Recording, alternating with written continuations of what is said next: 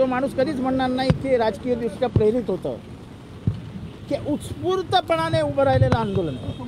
पोलिसांची निष्क्रियता, शाळेची लपवालपवी या विरोधात चिडलेले ते आंदोलनकर्ते होते.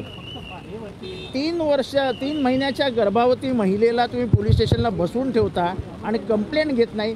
त्याच्या विरोधात बदलापूरमधल्या सुशिक्षित जनतेने केलेलं आहे आंदोलन. त्या आंदोलकांचा हा अपमान आहे, त्यांच्या भावनांचा अपमान आहे. प्रत्येक आंदोलन हे राजकीयदृष्ट्या प्रेरित अर्थ असतं असं कधीही विचार करू नये.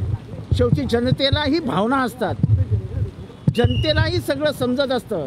ही शाळा कोणाची आहे हे जनतेला माहिती आहे, कुठल्या पक्षाची जे निगडीत आहे हे पण जनतेला माहिती आहे, आणि त्यामुळेच आपली कंप्लेंट घ्यायला उशीर झाला हेही जनतेला समजतं. नक्कीच, पण निर्लज्जसारखे विरोधक जे आहेत ते या घटनेचा फायदा घेतात असं पण मुख्यमंत्री म्हणतात. असं मुख्यमंत्री काय म्हणतात हे इम्पॉर्टंट नाही आहे. इम्पॉर्टंट ती घटना आहे आणि जनतेच्या मनात उसळलेल्या भावना आहेत. पुण्यामध्ये झालं, ठाण्यामध्ये झालं, अख्ख्या महाराष्ट्रात घटना वाढल्या आहेत. मागच्या वर्षभरात किती घटना झाल्या त्याची नोंद घ्यावी. राजकीयदृष्ट्या त्रास व्हायला लागल्यावरती असे अपशब्द निघतातच. राजकीयदृष्ट्या संवेदनशील असणं हे खूप महत्त्वाचं काम आहे. हा स्वभावात गुण असावा लागतो, संवेदनशीलता. संवेदनशीलताच हरवली आहे. लाडकी बहीण योजनेचे पैसे नको, महिलांना सुरक्षा नाही, आम्ही तर नवीन योजना सुरू करतोय, लाडकी बहीण सुरक्षा योजना, जी आम्ही राबवणार आहोत. हे पैसे काय करायचे? त्या लहानपणीचं आयुष्य उद्ध्वस्त झालं, त्यांचं आयुष्य कोण साधणार? त्यांच्यावर जो स्ट्रेस अँड स्ट्रेन राहील मानसिकदृष्ट्या, त्या पुढच्या काळामध्ये डिस्टर्ब असतील, त्याची जबाबदारी महाराष्ट्र सरकार घेणार आहे का? याचे सायकोलॉजिकल इफेक्ट्स काय आहेत याचा अभ्यास करा. 2000 लोकांवरती आता गुन्हे दाखल करण्याची प्रक्रिया सुरू झालेली आहे. 2000 नाही, अख्ख्या बदलापूरला आत टाका ना. हा बदलापूरमधला झालेला उत्स्फूर्त स्फोट आहे. टाका 2000 लोकांना आतमध्ये. तुमच्या हातात पोलीस आहे, तुमच्या हातात जेल आहे, आणि नाहीतरी अतिरेकच करतायत पोलीस. पोलीस नाही करत आहेत, पोलिसांना हे सांगितलं जात आहे की तुम्ही असे वागा. काय करणार गरीब बिचारे पोलीस ऑफिसर? विरोधक म्हणून आता भूमिका काय असणार आहे? मी आता बदलापूरला जातोय, हिंमत असेल तर अटक करा. नाही, 24 ऑगस्टला जे बंद ठेवलंय ते कशा प्रकारे, म्हणजे तुम्ही आंदोलन करणार आहात, रस्त्यावर उतरणार आहात? बंद कसा असतो त्या दिवशी दिसेल तुम्हाला. बदलापूरला जाऊन कुणाची भेट घेणार आहे तुम्ही?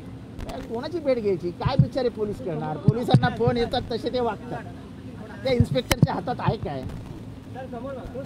इन्स्पेक्टरच्या हातात काहीच नाही आहे. ठाण्यामध्ये कोणाच्या हातात काही नाही आहे.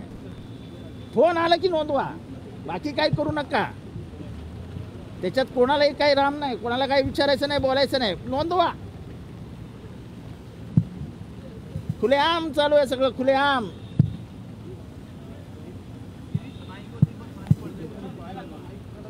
बदलापूरमध्ये आत्तापर्यंत ज्या अटक झालेल्या आहेत, ज्यांच्यावर गुन्हे नोंदवण्याची प्रक्रिया सुरू आहे, त्यांच्या मागे वकील घेऊन आम्ही खंबीरपणे उभे राहणार आहोत.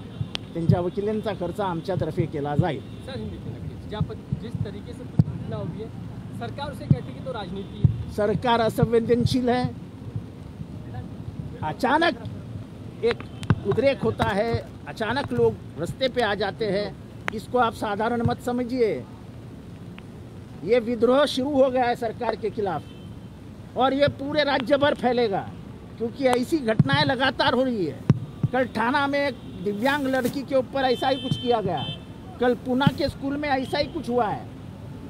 लाड़की बहन नहीं, लाड़की बहन को सुरक्षित रखना चाहिए. इसलिए हम योजना शुरू करें पार्टी की तरफ से, महाविकास आघाड़ी की तरफ से, लाड़की बहन सुरक्षित योजना, जिसको हम सपोर्ट करेंगे, और वक्त आने पे कानून भी हाथ में लेंगे. 24 तारीख का जो बंद होगा वो शांतिपूर्ण होगा या आक्रामक? जैसा होगा होगा. महाराष्ट्र बंद होगा.